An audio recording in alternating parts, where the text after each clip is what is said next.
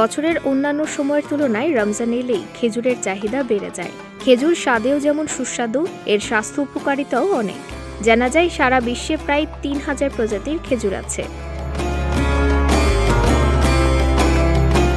এর মধ্যে বাংলাদেশের বাজারে ১০০টিরও বেশি প্রজাতির খেজুর পাওয়া যায়, যার মধ্যে মাবরুম, মরিয়ম, সুকারি, সুগাই, ভিআইপি, মাশরুক, কালমি, আম্বার ও আজওয়া। তবে বিশ্বের সবচেয়ে দামি খেজুর হলো আজওয়া। এর মধ্যেও আবার অনেক পদ আছে।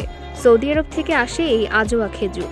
এর দাম প্রতি কেজি ৮০০ থেকে ২৫০০ টাকা পর্যন্ত। মদিনায় এই খেজুরের ফলন হয় বেশি। আজওয়া খেজুর কালো ও মাঝারি আকৃতির হয়ে থাকে। পুষ্টি ও মানের দিক দিয়ে সবচেয়ে ভালো খেজুরগুলোর মধ্যে আজওয়া রয়েছে প্রথম সারিতে। দামি খেজুরের মধ্যে আরেকটি হলো মেডজুল, যা খেজুরের রাজা হিসাবেও পরিচিত। এটি এখন দ্বিতীয় স্থানে রয়েছে। এর দাম প্রায় ১২০০ থেকে ১৫০০ টাকা কেজি। পুষ্টিবিদদের মতে খেজুরে থাকে protein, carbohydrate, calorie, sodium, iron সহ আরও অনেক খাদ্য উপাদান। এছাড়া খেজুরে রয়েছে রোগ প্রতিরোধ করার ক্ষমতা।